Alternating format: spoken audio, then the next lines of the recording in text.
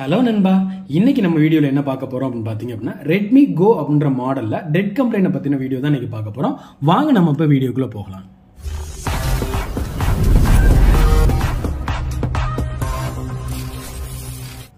அதாவது இன்னைக்கு என் கையில் இருக்கக்கூடிய மொபைல் வந்து பார்த்தீங்கன்னா ரெட்மி கோ அப்படின்னு சொல்லக்கூடிய மாடல், சரிங்களா? ஸோ இந்த மாடலில் எனக்கு இந்த மொபைல் ஃபோன் வந்து டெட் கம்ப்ளைண்ட் சொல்லி நம்மளுக்கு வந்திருக்கு.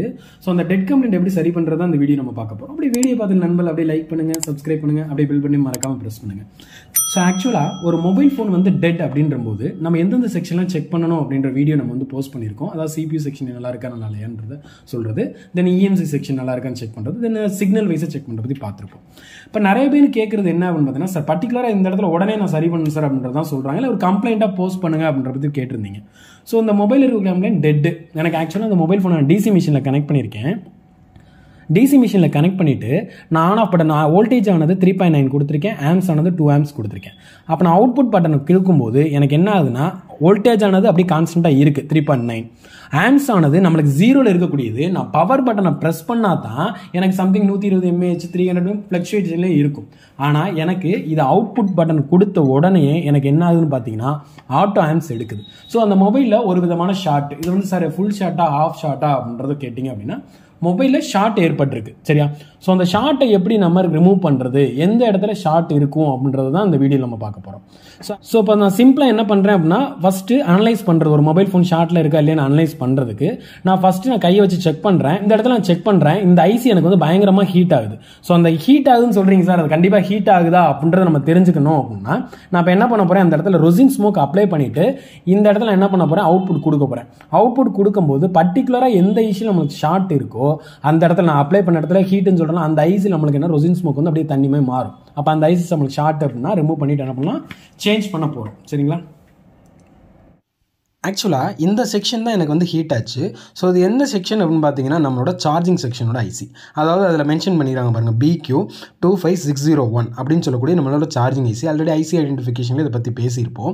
ஸோ இந்த செக்ஷன் தான் எனக்கு ஹீட் ஆச்சு. ஆனால் பர்டிகுலராக எனக்கு அது சுற்றி இருக்க காம்பவுண்ட் ஹீட் ஆகுதா இல்லை ஐசி ஹீட் ஆகுதா அப்படின்றத இப்போ நம்ம ரெசின் ஸ்மோக் அப்ளை பண்ணி உங்களுக்கு நான் காட்டுறேன்.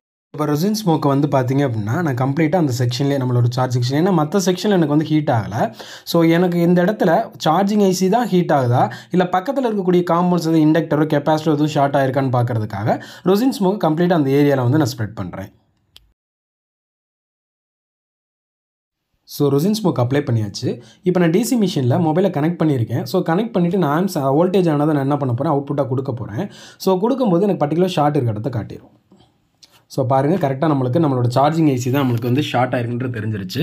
ஸோ இப்போ இந்த இடத்துல என்ன பண்ண போகிறேன், இந்த ஐசியை எடுத்துட்டு நான் புதுசாக நான் வச்சிருக்கக்கூடிய ஒரு ஆல்டர்னேட்டாக இருக்கக்கூடிய ஒரு சார்ஜிங் ஐசி இன்னொரு மொபைல்லேருந்து நான் ஸ்பேராக எடுத்திருக்கேன். அதை இந்த இடத்துல நான் என்ன பண்ண போகிறேன் அப்படின்னா ரீப்ளேஸ் பண்ணி காட்ட போகிறேன், சரிங்களா? ஸோ இப்போ அந்த ஐசியை நான் க்ளீன் பண்ணிவிட்டு அதில் இருக்கக்கூடிய மார்க்கிங், அதாவது நம்ம டாட் அல்லது அந்த நம்பர் மார்க்கிங்கை வச்சு நம்ம என்ன பண்ண பண்ணிக்கலாம், நோட் பண்ணிக்கலாம். ஏன்னா ஐசி எடுத்துட்டோம் அப்படின்னா அதே பொசிஷனில் தான் நம்ம புதுசாக வைக்கக்கூடிய ஐசியும் நம்ம ரீப்ளேஸ் பண்ணக்கூடிய ஐசியோ அந்த இடத்துல என்ன பண்ணணும்னா கரெக்டாக வைக்கணும். இல்லை அப்படின்னா அந்த மொபைல் ஃபோன் வந்து ஷார்ட் ஆகிறதுக்கு சான்சஸ் இருக்குது. ஆல்ரெடி இந்த மொபைல் ஃபோன் வந்து ஆட்டோ ஆம்ஸ் எடுக்கிறதா நம்மளோட கம்ப்ளைண்ட்டே, மொபைலும் ஆன் ஆகலை. ஸோ இப்போ அந்த ஐசியை வந்து நம்ம ப்ளோயர் மூலமாக என்ன பண்ண போகிறோம் அப்படின்னா ரிமூவ் பண்ண போகிறோம். ஸோ இப்போ அதில் பார்த்தீங்க அப்படின்னா நம்ம ஃப்ளெக்ஸ் பேஸ்ட் அப்ளை பண்ணிடலாம். ஸோ ஃப்ளெக்ஸ் பேஸ்ட்டு கொஞ்சமாகவே வச்சுக்கோங்க, சரிங்களா? ஸோ இப்போ என்னோடய ப்ளோயரில் வந்து பார்த்திங்க அப்படின்னா 350 டிகிரி ஹீட் வச்சுருக்கேன், ஏர் ஆனது 30 வச்சுருக்கேன். ஸோ இப்போ அந்த ஐசியை வந்து நம்ம ரிமூவ் பண்ணிவிட்டு புதுசாக அந்த ஐசி வந்து என்ன பண்ணலாம், ரீப்ளேஸ் பண்ணலாம். ஸோ இப்போ ஐசி வந்து ரிமூவ் பண்ணியாச்சு. ஸோ இந்த ஐசி வந்து பார்த்திங்க அப்படின்னா QFN டைப் ஐசி. ஸோ இந்த இதுலேயே நம்ம பார்த்திங்க அப்படின்னா பால் ஐசின்றது தான் நம்ம ரீபால் பண்ணுவோம். இது QFN டைப் ஐசி தான். நார்மலாக ஒரு புது ஐசியை நம்ம ரீப்ளேஸ் பண்ணாலே போதும். ஸோ இப்போ நம்மகிட்ட இருக்கக்கூடிய இன்னொரு மொபைல் இருந்த ஐசி தான் வந்து பார்த்தீங்கன்னா BQ25601 ஒரு சார்ஜிங் ஐசி. ஸோ அதே ஐசி என்ன பண்ண போகிறோம் அப்படின்னா நம்மளோட மதர் போர்டில் நான் என்ன பண்ண போகிறேன், ஃபிக்ஸ் பண்ண போகிறேன். ஸோ ஐசி நம்ம எந்த டைரெக்ஷனில் எடுத்தோமோ அதே டைரெக்ஷனில் நம்மளுக்கு டாட் வந்து பார்த்தீங்க அப்படின்னா நம்மளோட அந்த இண்டக்டர் ரைட் சைடில் இருக்கக்கூடிய இண்டக்டர் லெஃப்ட் சைடில் தான் டாட் இருந்துச்சு, நம்பர் இருந்ததில் தான். ஸோ அதான் நம்ம என்ன பண்ண போகிறோம் அப்படின்னா அதை நான் ரீப்ளேஸ் பண்ணுறேன். கரெக்டாக பொசிஷனை வந்து லாக் பண்ணிடணும். இல்லை அப்படின்னா நம்மளுக்கு என்ன ஆகுது, மொபைல் ஃபோன் வந்து கரெக்டாக அந்த சார்ஜிங் செக்ஷன் ப்ராப்ளமாக இருக்கலாம், இல்லை மொபைல் மறுபடியும் ஷார்ட்லேயே இருக்கலாம். ஸோ பொசிஷனில் கரெக்டாக வச்சிடலாம்.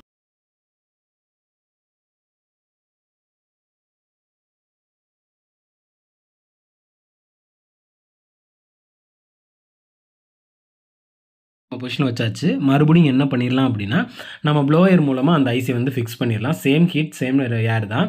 ஸோ இப்போ நான் ப்ளோயர் வச்சு என்ன பண்ண போகிறேன், அது வந்து ஃபிக்ஸ் பண்ண போகிறேன்.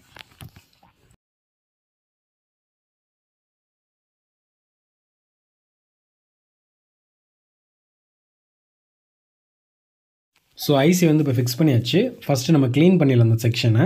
ஸோ க்ளீன் பண்ணிவிட்டு நம்ம டிசி மிஷினில் ஆன் பண்ணி பார்க்கலாம்.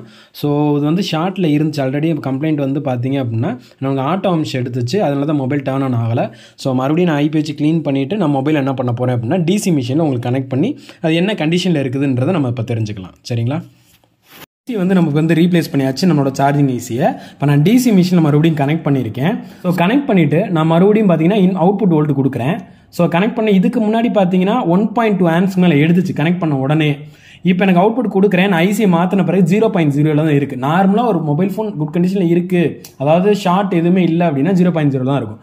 அது ஆன் ஆகுதா இல்லையான்றது நம்ம ஷார்ட் பண்ண பிறகு தான் அதை நம்ம தெரிஞ்சுக்க முடியும் மொபைல் ஃபோன் என்ன கண்டிஷனில் இருக்குன்னு. இப்போ நான் அந்த மொபைல் ஃபோன் வந்து ஷார்ட் பண்ணி ஆன் பண்ணுறேன்.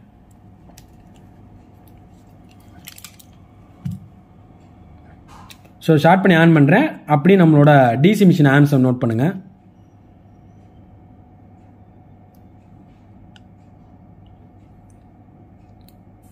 ஸோ டிசி மிஷினில் பாருங்கள் 0.120க்கு மேலே போகுது.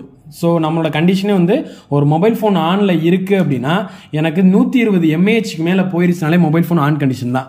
அப்போ இந்த மொபைல் ஆக்சுவலாக கம்ப்ளைண்ட்டே என்னென்னா டெட்டில் வந்திருந்தது. மிஷினில் கனெக்ட் பண்ணும்போது என்னோட ஆம்ஸ் வந்து பார்த்தீங்கன்னா ஆட்டோ ஆம்ஸை 1.2 ஆம்ஸ்க்கு மேலே எடுத்துச்சு. ஸோ அந்த மொபைலை நான் வந்து செக் பண்ணும்போது எனக்கு ஆக்சுவலாக நம்மளோட சார்ஜிங் ஐசி ஓவர் ஹீட் ஆச்சு. அதை தான் நான் ரொசின் ஸ்மோக் வச்சு எந்த இடத்துல ஹீட் ஆகுதுன்னு உங்களுக்கு காமிச்சேன். ஸோ அந்த ஐசி எடுத்து நான் புது ஐசி ரீப்ளேஸ் பண்ண பிறகு எனக்கு மொபைல் ஃபோன் டர்ன் ஆன் ஆயிடுச்சு. ஓகேங்களா? ஸோ இதுதான் நம்மளோட டெட் கம்ப்ளைண்ட்கான சொல்யூஷன். சார் இது மட்டும் தான் சொல்யூஷனாக கிடையாது, ஒவ்வொரு மொபைலுக்கும் ஒவ்வொரு விதமான கம்ப்ளைண்ட்ஸ் வரும். சரிங்களா? ஸோ இந்த வீடியோ உங்களுக்கு பிடிச்சிருந்துச்சு அப்படின்னா லைக் பண்ணுங்கள், சப்ஸ்கிரைப் பண்ணுங்கள், அப்படியே பெல் பண்ணி மறக்காமல் ப்ரெஸ் பண்ணுங்கள். தேங்க்யூ ஃபார் வாட்சிங்.